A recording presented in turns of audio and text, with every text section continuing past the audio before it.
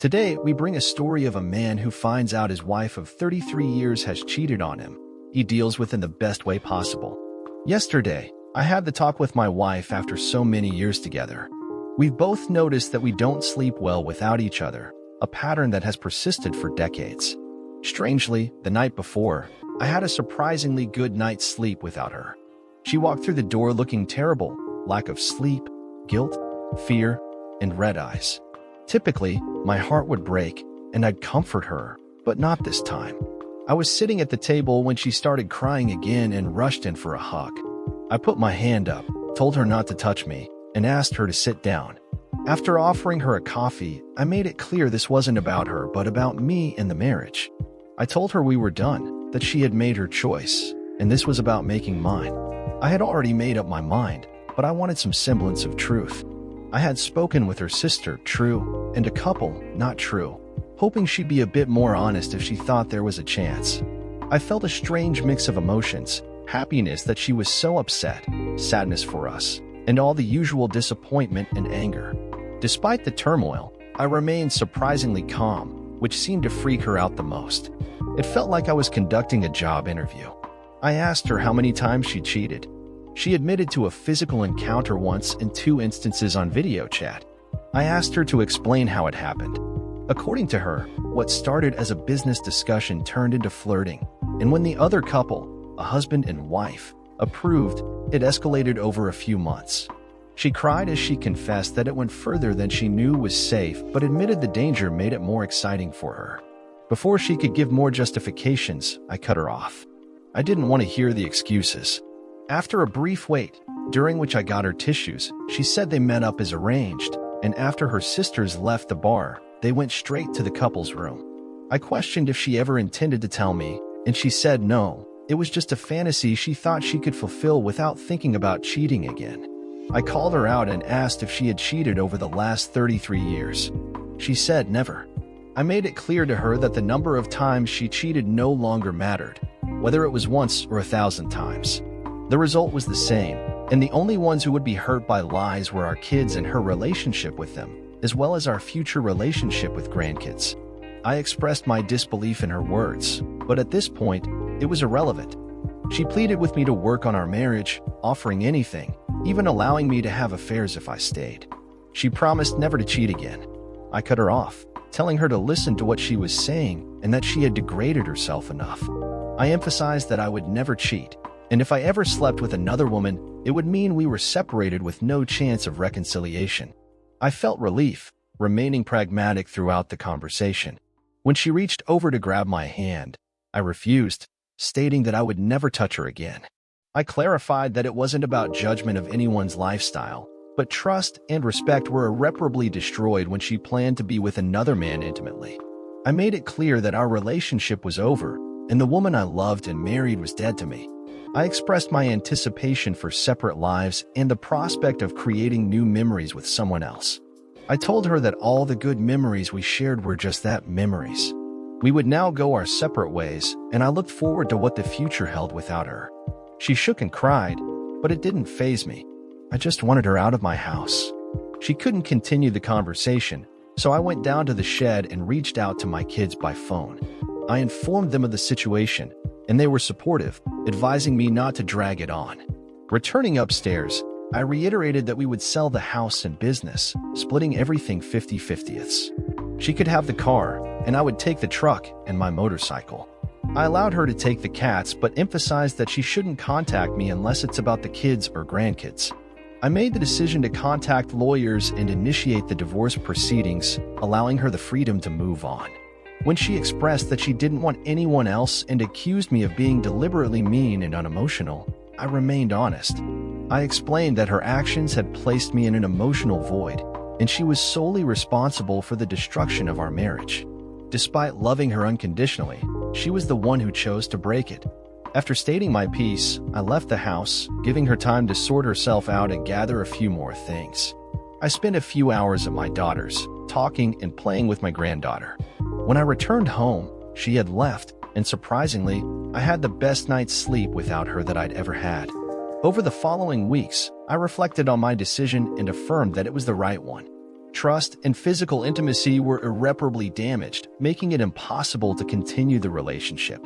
She stayed with her mother, and I took steps to sell our house, which we had lived in for 20 years. The business had already been sold to a client who wanted to expand, and the settlement would happen in about a month. The divorce process in my location required 12 months of separation before filing, and it takes an additional 4 months for an uncontested divorce to be finalized. Property settlement occurs after the divorce is finalized. I aim to have everything settled by the time the divorce process began. Her cooperation in signing sales contracts made the process smoother. Family dynamics varied. My son had a difficult phone call with her, expressing his displeasure, while my daughter, although ashamed of her mother's actions, continued to support her through the breakup. She provided a truthful and comprehensive account of the repercussions of her actions. Despite this, my soon-to-be ex-wife seemed deluded, thinking that I would eventually get over it and forgive her. She genuinely believes that the years we spent together will be enough to make me change my mind.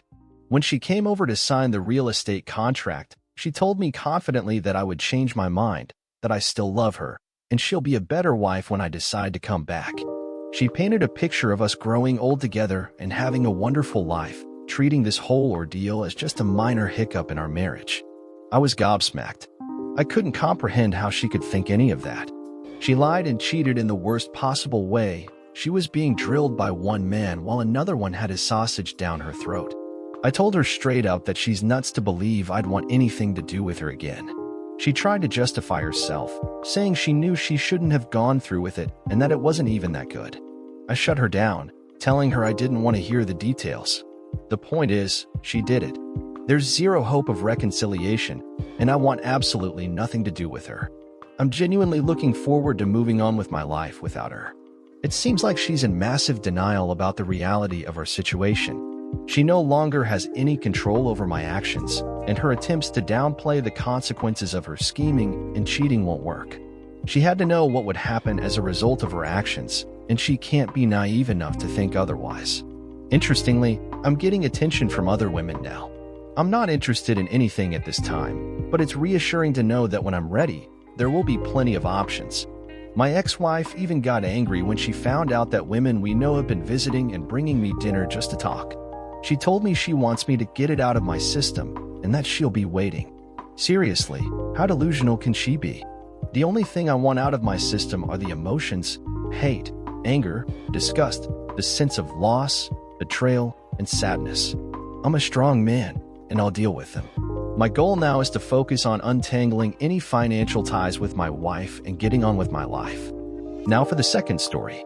We've been married for 22 years, together for 24, and our lives have been predominantly centered around our 2 children. Our commitment to providing them with the best, including a private education, has been consuming. The sacrifices we made for their well-being left little room for our relationship. Our lives felt repetitive and monotonous, and we often shared those feelings. We promised ourselves that once the kids were grown, we'd focus on revitalizing our marriage. About 6 months ago, my wife dropped a bombshell, expressing doubts about us being best suited as a married couple. She admitted that we were great parents, but not necessarily the best husband and wife.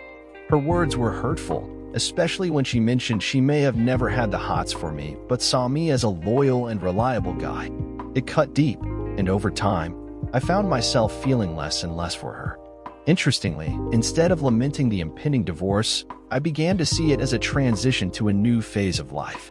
I had accomplished the goal of raising smart, successful children, and now I could move forward. Similar to the excitement I felt leaving my parents' home for college, I started feeling an internal happiness and excitement about the prospect of being single again. With the divorce on the horizon, I've become a more sociable person, laying down the groundwork for a life after marriage. During the marriage, much of my identity revolved around being a father and a family man. However, I've started to shift that and embrace more of my true self. Surprisingly, this change in my social circle seemed to catch my wife's attention. She even talked to her friend about my newfound swagger and charm. But what struck me as odd is that after she claimed she didn't have the hots for me, her own behavior started to take a different turn. Where I used to be the initiator in our intimate moments, she became sexually aggressive, and our frequency of intimacy skyrocketed. Now, when she's expressing a desire to work on our marriage and reconsider the divorce, I find myself feeling upset, even though there aren't any apparent problems in our relationship. Strangely, as sleazy as it might sound, I was actually looking forward to the divorce, excited about the prospect of exploring new connections. This sudden shift in my wife's feelings has left me confused and questioning her motives. Adding to the confusion is the past suspicion of a potential affair. While I caught her in a lie about a gift from a coworker, it doesn't seem to provide conclusive evidence. I'm puzzled about her attitude towards me and our increased sexual frequency. Did she say she didn't have the hots for me and now feels guilty, trying to make up for it? If so, why is our intimacy still so high? Has she developed feelings for me again? And if yes, what triggered that change? I haven't undergone any physical transformation or professional success. I've been happier, but mainly towards others, as my attitude towards her has possibly worsened. I've become more aloof, a bit more sarcastic, and teasing. It's like there's a lot happening beneath the surface that I don't fully understand. Right now, my inclination is towards divorce, and I recognize there might be a bias in the way I'm presenting the information. A few months later, I did get my divorce. I did lose a lot financially, but realized that I have become a better person, and professionally, I have become more successful. I will recover from the financial burden and soon will be better than ever. Dear listener, if you have reached this far, please click on the subscribe button. It will be a great help.